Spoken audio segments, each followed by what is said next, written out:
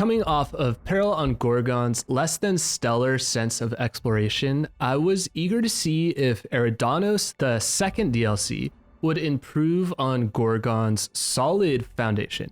I wondered if the Outer Worlds expansion team could improve on the game's immersion and narrative design. The DLC takes that classic Outer Worlds sci-fi fantasy aesthetic and adds an over-the-top, absurdist, kooky, whodunit mystery feel. The game's director, Megan Starks, worked as a developer on the Outer Worlds Pillars of Eternity 2, Deadfire and Tyranny. Her passion for the Outer Worlds stemmed from a love of retro-futuristic shooters like Fallout 3 and Bioshock. Through the development of Murder on Eridanos, Megan's directorial vision was to pull players into their own pulpy sci-fi serial adventure while taking players behind the scene of Rizzo's Spectrum Brown origins. Narratively, the DLC team combined influences from the whimsical Wonka chocolate factory and the space-infused radioactive drink Slurm from the animated comedy series Futurama. Eridanos is unique in that it's an island in the sky, connected by rope and led by its own pilot ship. This produces a compelling, heavenly aesthetic. Think Bioshock Infinite's city in the sky, and you'll have a pretty good idea for how Eridanos' architecture plays a key role in the unraveling of its action-packed mystery narrative. Inspired in part by the Titanic, the developers saw the hotel on Eridanos as this multi-level society with habitants dwelling below in a state of neglect, while the top level housed celebrities like Black Hole Birdie, Spencer Holcomb, and Halcyon Helen. With the Norrish detective beats in place, the irony of investigating the film star Halcyon Helen is that the player is summoned into a murder mystery of their own through investigating the actress famous for playing a heroine who uncovers conspiratorial secrets. The effect is an experience none too dissimilar from a classic Halcyon Helen Aetherwave saga. For that Norrish detective feel, Megan Starks said in interviews that she was inspired by Clue, Agatha Christie, and Knives Out. Prior to the pandemic, the leadership team at Obsidian responsible for the Outer Worlds had already greenlit the core concepts of each DLC in Office. By the time the developers went remote, they had established a cohesive workflow and shared a mutual understanding of the principles behind the Outer Worlds design. And all that was left for the developers was to take their work computers home with them, connect to the Obsidian VPN, and finish their DLCs, Peril on Gorgan and Murder on Eridanos, at home. The Outer Worlds co-director and co-creator Tim Cain attributed the success of the DLC development to the team's synergy from developing the base game. Although the team started small, they grew throughout the development of Eridanos as the scope of the game ramped up.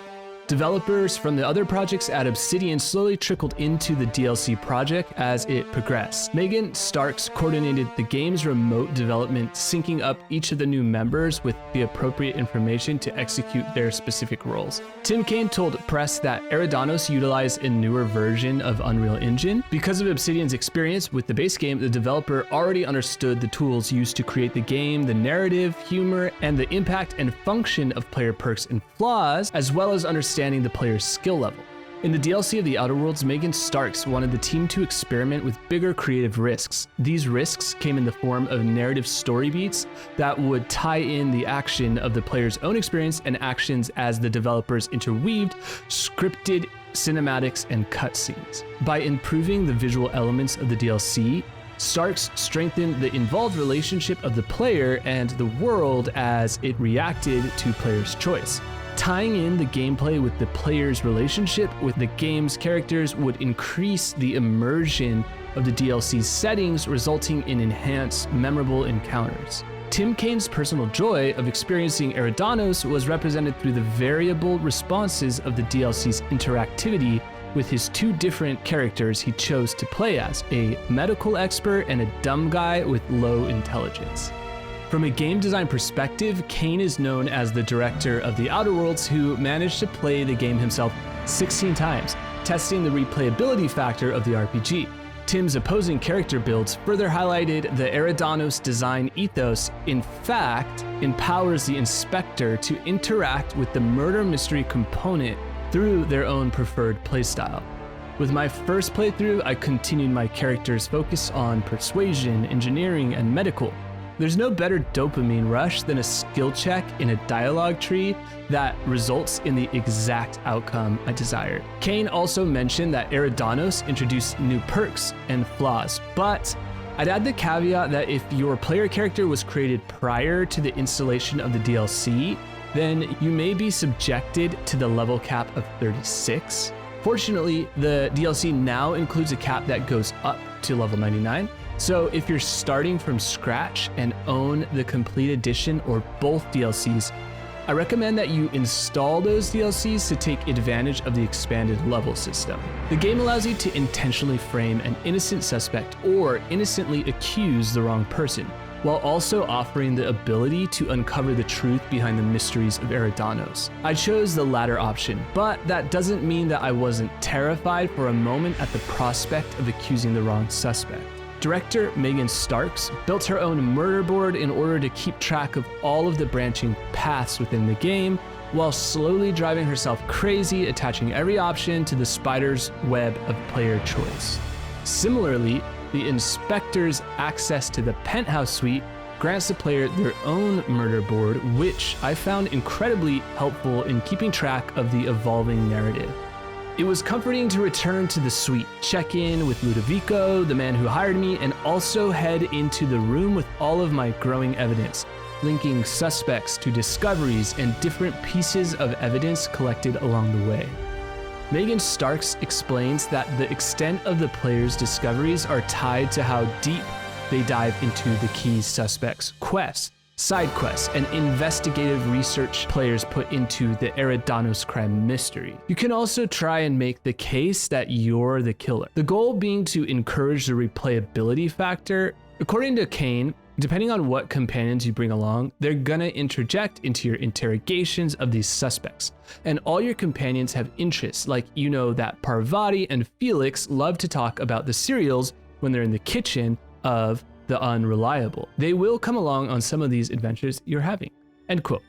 Eridanos makes the player feel the impact of their choices, which makes for a more inviting, more interactable world. The order of progression is paramount in allowing the designers to masterfully craft the most ideal experience for players, opening the islands at a digestible pace while also encouraging player choice. Balancing player choice with the most ideal experience is the challenge. Players may skip through or accidentally miss a few of the key beats. This, of course, allows for both replayability or a more robust single playthrough. Depending on the companions, certain elements draw out the game's reactivity. Even the character you play forces the game to justify your skills. With the advent of a 3D game development and the requirement to have all lines voice acted, this forced the team to lock their scripts earlier in preparation for translations. There's an expectation for more quality, more features, which requires the developers to be more specialized. Murder on Eridanos built on the lore behind the perished Aetherwave star Halcyon Helen. The goal of the character discovery while searching for the suspects involved a variety of approaches and interactions based on the personality of the given suspect that players were investigating. The goal in designing the alibis and conversations with the suspects applied to how the characters interact with the inspector, sometimes subverting the expectation of their role. The game reinforces the inner thoughts of characters like Spencer Woolrich's dwindling fame compared to Halcyon Helen's rising fame, or even Black Hole Birdie's accolades as a tossball star. The dialogue of Eridanos really shines through. At Obsidian, they avoid those trappings of typical NPC behavior. Megan describes her basis for character motivation as, quote, what do they want and what are they willing to do to get it? Perhaps the most tantalizing of components of a great DLC is its weapon rewards. Elements like the sci-fi detective tool, the discrepancy amplifier provides fresher gameplay components, providing players with a voice lens that identifies discrepancies in the timeline. The amplifier also serves as a nifty kind of science weapon of its own. Alongside the amplifier are several other Eridanos-themed quest reward weapons. The collection of the set is included as an achievement. My personal prime weapon of desire, Halcyon Helen's Needler, featured on the base game movie poster, is one that I really wanted to get, and another one of my personal favorites being Rizzo's Spectrum Gatling. It is powered by the various flavors of Spectrum vodka. When asked by Shack News interviews if there would be any more expansions to the Outer Worlds, Starks explained that the plan was only to have 2. With Eridanos complete, Megan had suggested to her bosses that, quote, "You guys should just let me keep doing this forever. We'll just keep unlocking derelict ships and stuff like that," end quote.